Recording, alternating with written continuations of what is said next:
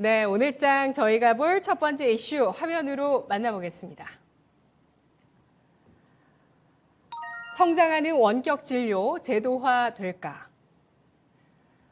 코로나가 정말 많은 변화들을 앞당겼는데요. 그 가운데서 원격 진료도 포함이 됩니다. 그간 제도적으로 좀 불법이었던 원격 진료가 국내에서 합법화되는 시기에 대해서 많은 관심들이 있으실 텐데요. 뿐만 아니라 애플이나 아마존 같은 글로벌 IT 기업들이 이 헬스케어 분야에 눈독을 들이고 있고요. 이 분야의 성장 신호탄이 언제 나오게 될지 관심 있게 지켜보시는 게 좋을 것 같은데요. 서영환 전문가님, 원격 진료 제도화 여부 이슈 알아볼까요? 예, 그 원격 진료는 그 전화 통화나 뭐 화상 연결을 통해서 병원에 직접 가지 않고도 의료 서비스를 제공받는 것을 말합니다. 뭐 폭넓게는 약을 그 집에서 택배로 받는 원격 처방까지 포함되기도 하는데요. 원격 의료 시장은 코로나 사태 이후 급성장을 했습니다. 글로벌 원격 의료 시장 규모가 2015년도에는 약 한 180억 달러 수준이었는데요. 이것이 21년도에는 410억 달러 규모로 거의 연평균 14.7%씩 급성장을 해오고 있는 것이죠. 코로나 사태에서 의료인은 그 환자와의 접촉이 빈번한데요. 코로나에 감염된 확률이 일반인보다 더 높겠죠. 그런데 의료인이 턱없이 부족한 상황이기 때문에 의료인을 가능한 코로나 바이러스로부터 보호하고 그리고 또 효율적으로 더 빠르게 근무를 할 수 있도록 하여야 하기 때문에 이러한 그 원격 의료 시장이 성장할 수 있었던 것으로 풀이가 됩니다. 급속도로 발전하고 있는 뭐 각종 본인 인증 시스템이나 뭐 정보통신 기술들이 발전을 해서 시스템적 뒷받침도 이러한 성장에 한몫을 했다고 보고 있고요. 시장 성장과 필요성으로 국내에서도 그 비대면 진료의 가능성이 열렸습니다. 그 현행 의료법은 그 원격 의료 행위를 원칙적으로 금지해 왔는데요. 지난해 2월에 정부가 전화 상담과 원격 처방을 한시적으로 허용하면서 원격 의료에 물꼬를 텄습니다. 올해 7월까지 집계된 전화 진료 처방 건수가 무려 345만 건에 달하는데요. 특히 의료계에서 우려한 비대면 진료로 의한 의료사고가 한 건도 발생하지 않았다고 합니다. 이 한시적 허용 기간이 끝나가면서 그간 제공됐던 그 원격 의료 서비스가 좀 중단될 위기에 당면을 했는데요.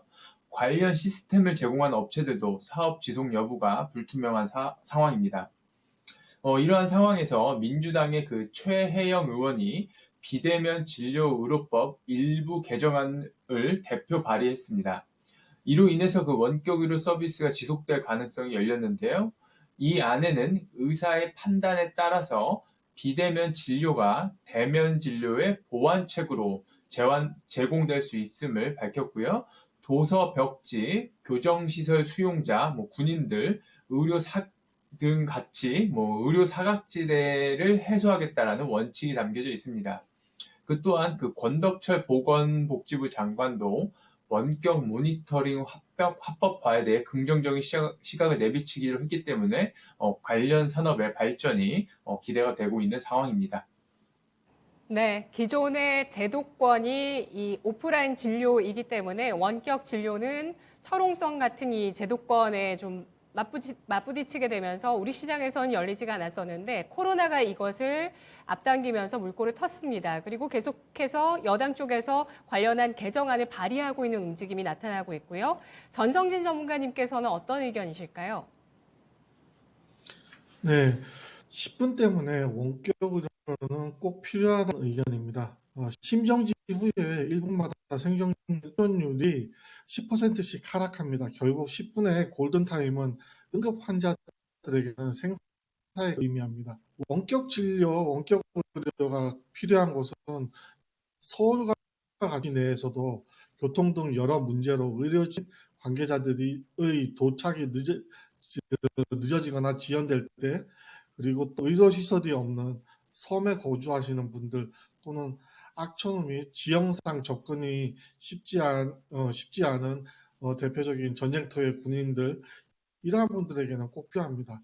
의료계와 정치인들 사이의 이해관계로 시행 시기가 늦춰지는 동안 한 번 더 살 수 있는 기회를 한 번 가지게 될 응급 환자들에게는 지금도 헤매고 있다는 것을 잊지 말아야 할 겁니다. 결론을 말씀드리면 제도화는 되어야 보고 있습니다. 네, 그렇습니다. 뭐 이런 위급한 상황뿐만 아니라 정말 나이가 드시면 계속해서 병원에 가실 일이 있으시거든요. 정기적으로 만성 질환 때문에 다니시는 분들도 많으신데 그래서 병원이 가까운 지역이 굉장히 선호될 정도로 서울 내에서도 병세권이라는 얘기가 있을 정도입니다. 그런데 정말 이 전국적으로 이러한 좋은 의료 서비스가 제공될 수 있는 길은 원격 진료다라고 얘기를 하시면서 원격 진료의 필요성과 성장성에 대해서 주목을 해주는 의견 주셨습니다. 자, 이제 보완적인 역할이 아니라 원격 진료가 좀 더 중심에 서야 한다라는 의견을 확인해 봤는데 서영원 전문가님께서는 관련주 어떤 종목으로 보실까요? 예, 그 인성정보와 라이프 시멘티스 준비했습니다. 먼저 인성정보는 그 IT 인프라, 네트워크 장비 등을 제공하는 업체인데요. 최근에 대학병원과 AI 업체들과 협력해서 재외국인 대상으로 한 원격 의료 플랫폼을 국책과제로 준비 중입니다. S넷 시스템과 비대면 영상회의 데이터 센터 인프라 원격 진료 헬스케어 시스템 등을 협업을 해서요. 사업을 빠르게 확장시키고 있고요. 작년에는 그 대구 지역의 요양원에 그 미국과 이탈리아에서 사용이 되는 원격 의료 시스템 하이케어 허브 시스템을 제공을 한 바가 있습니다. 앞서 말씀드린 대로 그 서비스 중단에 대한 우려로 주가가 좀 큰 하락이 있었는데요. 그러나 개정안이 통과가 된다면은 주가가 재상승할 것으로 기대를 하고 있고요. 그 다음에 라이프 시메티스인데요. 닥터콜이라는 어플리케이션으로 원하는 진료 과목을 선택을 하면은 전문의와 연결되는 시스템을 구축을 하고 있습니다. 현재는 해외 거주 교포들을 상대로 처방 서비스를 시범 운영 중이고요. 현재 그 분당 서울대병원, 그리고 가톨릭대 성모병원 등 주요 병원과 비대면 진료 네트워크를 구축 중에 있습니다. 동사 같은 경우에는 이 외에도 AI 기반 질병 예측 서비스 하이, 그리고 디지털 치료제 레드필 케어 등 다수 플랫폼을 보유하고 있어가지고요. 이런 헬스케어 쪽으로 앞으로 좀 큰 성장성이 보이는 기업이라고 생각을 하고요. 지금 주가도 상당히 저점으로 있는데 현재가도 매수하기 상당히 좋다고 보고 있습니다. 네, 새로운 의료 서비스를 제공하고 플랫폼 역할까지 하고 있는 원격 진료주, 그 가운데서 관심주 인성정보 라이프 시멘틱스 알아봤습니다.